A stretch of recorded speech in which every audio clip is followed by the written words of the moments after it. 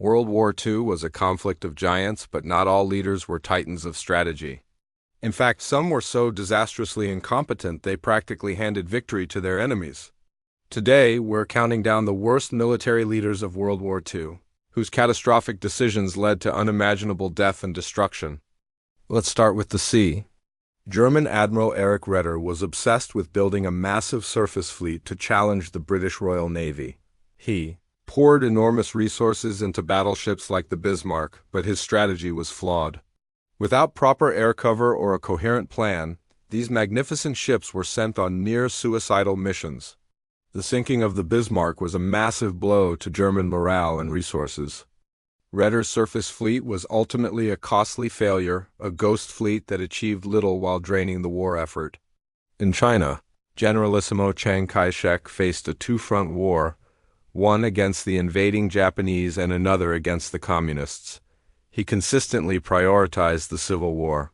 While Japan conquered vast swaths of China, Chiang's forces, plagued by corruption and poor leadership, lost nearly every major battle. He refused to implement necessary military reforms, leading to the deaths of over 15 million Chinese, both soldiers and civilians. His focus on internal power struggles while his country burned cost his people dearly. Back in Germany, we have Field Marshal Wilhelm Keitel, the ultimate yes-man. As chief of the high command of the armed forces, his job was to provide Hitler with sound military advice. Instead, he became known as Lackeytel, a play on the German word for lackey. He mindlessly approved every one of Hitler's increasingly delusional orders, no matter how disastrous. He never questioned the invasion of the Soviet Union or the declaration of war on the United States. Keitel's servility enabled Hitler's worst impulses, making him a key architect of Germany's downfall. Then there was Joseph Goebbels, the Minister of Propaganda. While not a general, his influence on military matters was devastating. Goebbels truly believed that fanatical willpower and slick propaganda could overcome material shortages and strategic blunders. He pushed for total war far too late, after the tide had already turned. His belief that reality could be shaped by words led to a prolonged, brutal, and ultimately pointless final struggle that cost hundreds of thousands of German lives. On the Allied side, even celebrated figures made colossal mistakes. General Douglas MacArthur, commanding U.S. forces in the Philippines, received ample warning of the impending Japanese attack, hours after Pearl Harbor. Yet he delayed, leaving his aircraft parked wingtip to wingtip on airfields. The Japanese destroyed his air force on the ground, ensuring air superiority and sealing the fate of the Philippines. MacArthur later evacuated, famously vowing, "I shall return," but he left behind tens of thousands of his men to endure the horrors of the Bataan Death March. Another Allied commander, British Field Marshal Bernard Montgomery, was known for his caution, but his arrogance led to disaster. During Operation Market Garden, he hatched an overly ambitious plan to seize bridges in the Netherlands. He dismissed intelligence warnings that powerful German panzer divisions were refitting in the area. The result was a catastrophe. Allied paratroopers, especially the British 1st Airborne at Arnhem, were dropped into a hornet's nest and annihilated. Montgomery's hubris cost thousands of Allied lives and stalled the advance into Germany. Now for the trifecta of Axis incompetence, starting with Hermann Göring. As head of the Luftwaffe, he was arrogant, boastful, and utterly out of his depth. He promised Hitler his air force would crush the Royal Air Force in the Battle of Britain. It failed. He promised he could supply the entire 6th Army trapped in Stalingrad by air. He failed, condemning nearly 300,000 soldiers to death or capture. He promised German cities would never be bombed. They were flattened.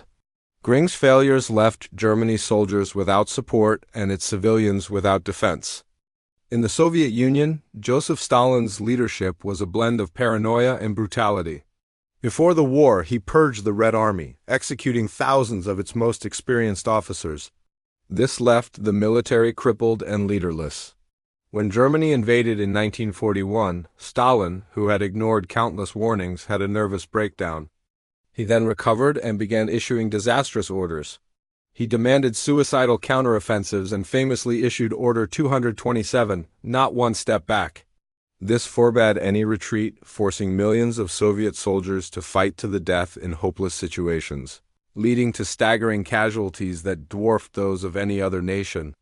And who could forget Benito Mussolini, the Italian Duce? He strutted onto the world stage with dreams of a new Roman Empire, but his military adventures were a series of embarrassing failures. From Greece to North Africa, the Italian army, equipped with outdated weapons and plagued by poor morale and logistics, was defeated time and again. Mussolini's Italy was so weak it became a massive drain on Germany. Hitler was constantly forced to divert his own troops and resources to bail out his failing ally, a weakness that significantly hampered the Axis war effort. But the title of the worst military leader of World War II can only go to one man, Adolf Hitler himself.